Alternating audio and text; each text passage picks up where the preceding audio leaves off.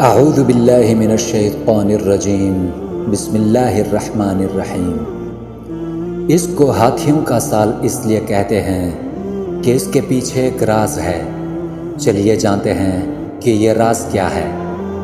ابرہہ یمن کا عیسائی حاکم تھا۔ حج کے دنوں میں اس نے دیکھا کہ لوگ بیت اللہ کا حج کرنے جاتے ہیں۔ اس نے اپنے لوگوں سے پوچھا، یہ لوگ کہاں جاتے ہیں؟ اس سے جواب ملا، بیت اللہ کا حج کرنے کے لیے مکہ جاتے ہیں۔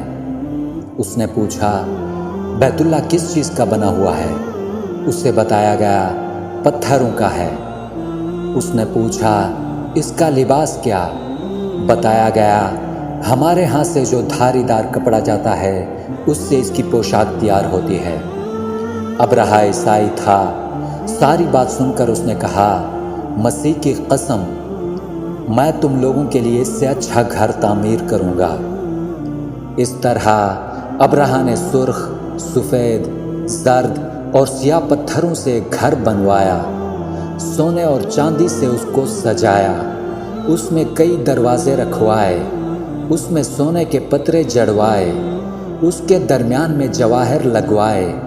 اس مکان میں ایک بڑا سا یاقوت لگوایا، پردے لگوائے۔ وہاں خوشبوئیں سلگانے کا انتظام بھی کیا۔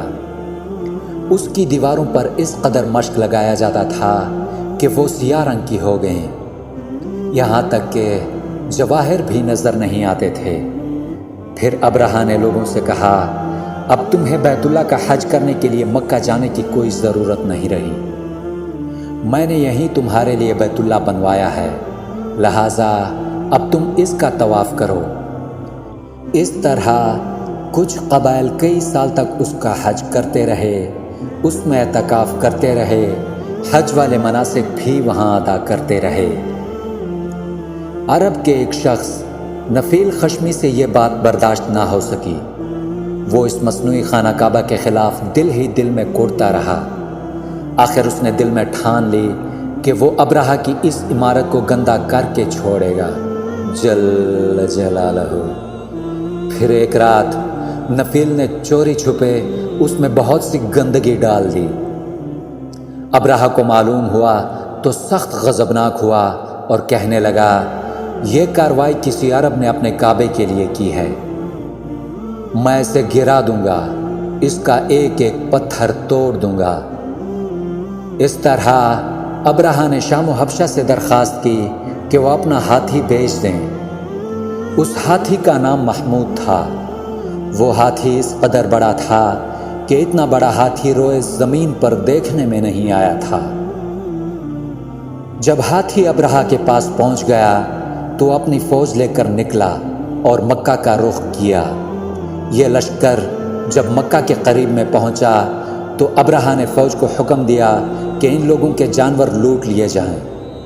اس کے حکم پر فوجیوں نے جانور پکڑ لیے۔ ان میں سیدنا عبد المطلب کے اونٹ بھی تھے، جل جلالہ۔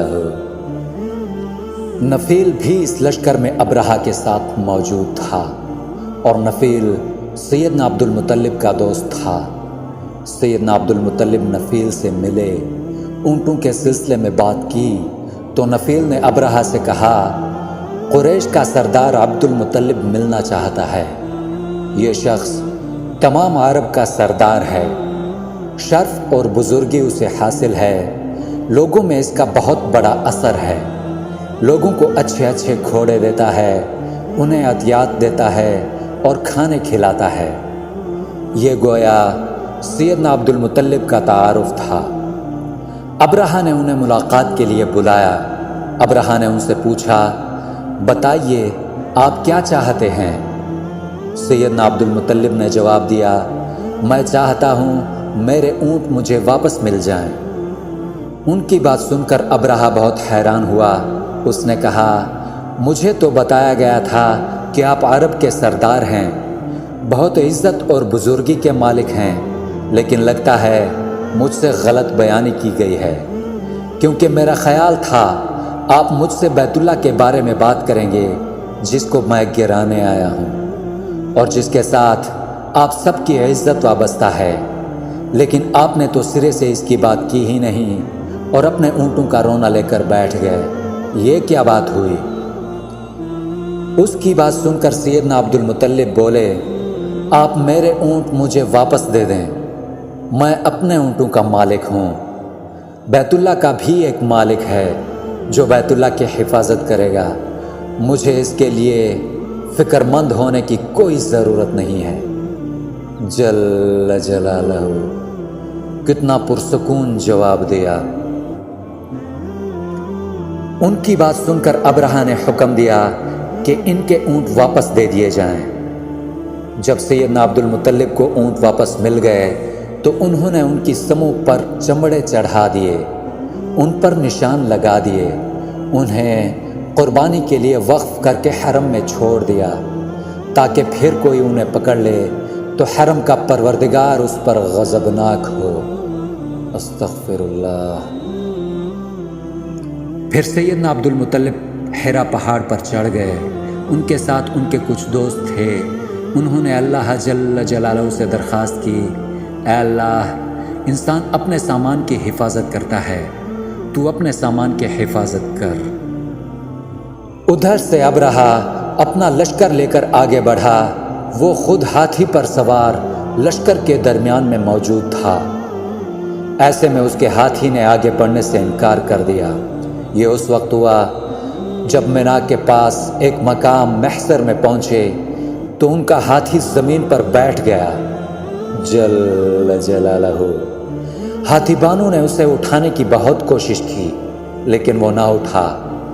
انہوں نے ہاتھی کے سر پر ضربیں لگائیں، آنکھ چبوئے، مگر وہ کھڑا نہ ہوا۔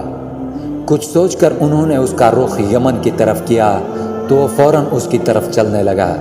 اس کا رخ پھر مکہ مکرمہ کی طرف کیا تو پھر رک گیا۔ ہاتھی بانوں نے یہ تجربہ بار بار کیا۔ آخر ابرہہ نے حکم دیا کہ ہاتھی کو شراب پلائی جائے تاکہ نشے میں اسے کچھ ہوش نہ رہے اور اسے مکے کی طرف آگے بڑھا سکیں۔ چنانچہ ہاتھی کو شراب پلائی گئی لیکن اس پر اس کا بھی اثر نہ ہوا۔ جل جلالہ۔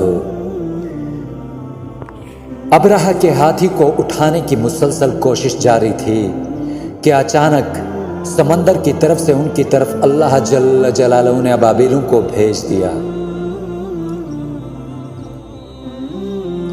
وہ ٹڈیوں کے جھنڈ کی طرح آئیں۔